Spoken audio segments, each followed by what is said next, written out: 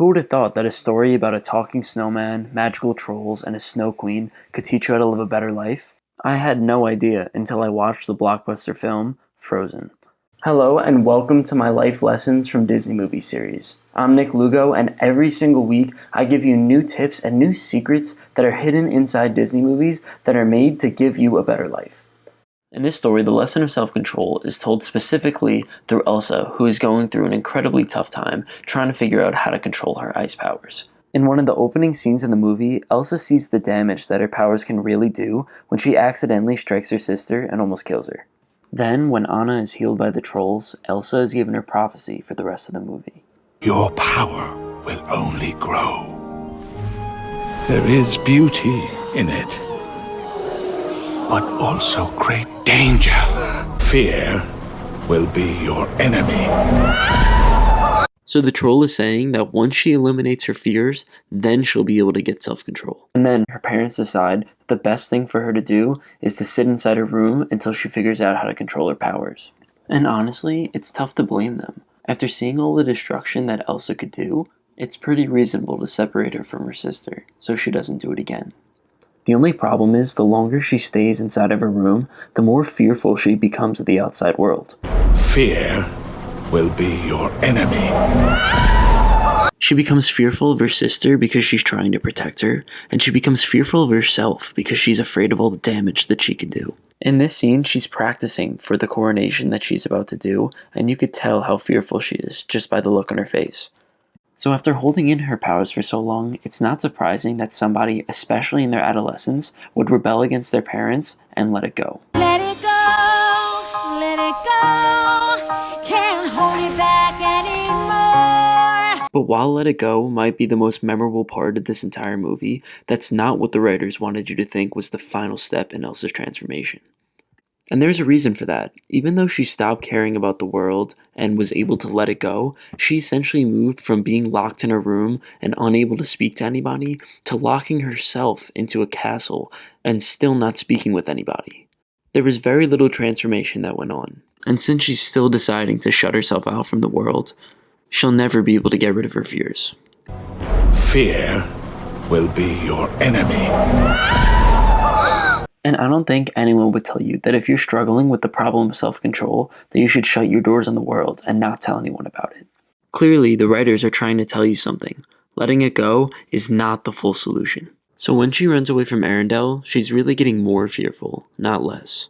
Just watch the progression of her fear as she goes throughout the movie. Just stay away and you'll be safe from me. A few minutes later. There's so much fear. You're not safe here. Clearly, letting it go did not help her situation. Since she was never able to eliminate her fears, that means she was never able to attain self-control. And as a result, she accidentally strikes her sister in the heart. And that's the part of the movie that's incredibly ironic. She spent the entire movie fearful about putting her sister in danger, yet she ended up putting her sister in more danger because of her fears. For Elsa to actually let go of the fear of putting her sister into danger, it actually required that her sister must die. In other words, she had to confront the death of her sister for her to stop worrying about protecting her so much.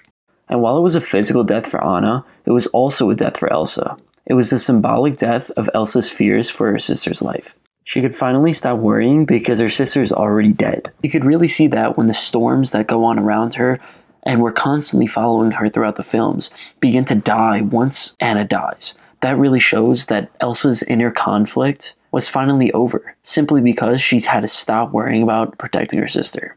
And that's another ironic part in this movie. For Elsa to finally stop worrying about her sister, Elsa had to be the one who killed her. But once Anna died, Elsa was able to focus on the next step in her journey, rebirth. And this is symbolized when Anna comes back from the dead. Because it's not only a rebirth for Anna, it's a rebirth for Elsa's relationship with Anna. Instead of Elsa focusing on how much she fears for Anna's safety, she's going to now focus on how much she loves Anna.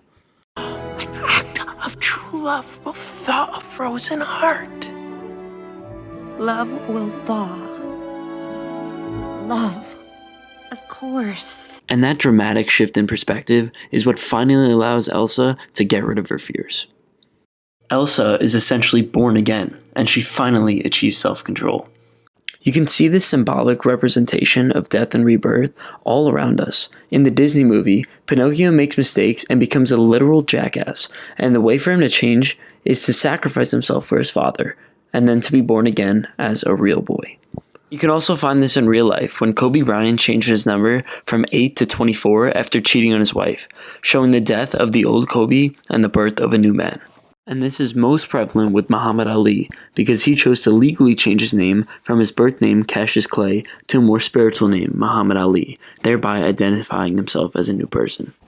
Now you might be asking yourself one question: how will this all help me? Well, it's very likely that you're struggling with some of the self-control problems that plague our entire society, and you could use these rules to help you out. Whether it be spending too much time on social media, YouTube, phone games, distractions, video games, or simply just doing the things that you don't even want to be doing, like eating unhealthy foods, procrastinating on work, or just not taking the steps to pursue your goals. The makers of Frozen would tell you that you need to get rid of that part of yourself that cannot control themselves and experience a rebirth. They would say that you need to completely sacrifice the thing that you have been struggling to control, and then finally you will be able to experience a rebirth of a new and better version of you.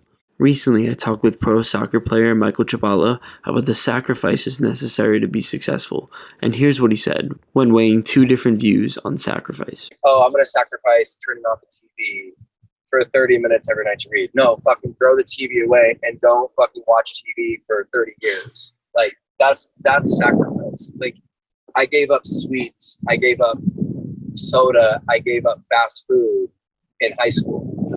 So what he's really saying is that it wouldn't be enough to do your bad habit just a little bit or in moderation. It requires a complete transformation and a complete death of the person that you used to be. So what does a real transformation look like? Well, let's take a look at what actually happened in Frozen, and let's also take a look at Michael Chabala and see what actually lines up. So what actually happened is that both of them were trying to achieve some higher goal, and that goal was the thing that they were striving towards. Since they were trying to achieve a goal, that allowed for them to put aside all the bad things that were getting in their way. So for the Mike Chabala example, he actually stopped doing all of his bad habits because he was trying to achieve that higher goal, and everything to get in his way of that higher goal would be cut completely. In the case of Elsa, the same thing happened. She was trying to achieve the higher goal of getting in a better relationship with her sister, so every single thing that she possibly could do to get in the way of that, which would be her fear, is all going to be taken out because now she's trying to achieve that higher goal of loving her sister and focusing specifically on that goal. Now she's going to try to love her sister in the same way that she did as a child, but just with a little bit more caution.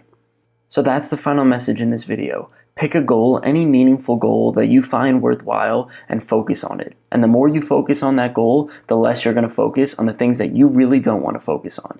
And be ready because next week I'll be posting another video on the life lessons of the Frozen series. Hit the bell to like and subscribe.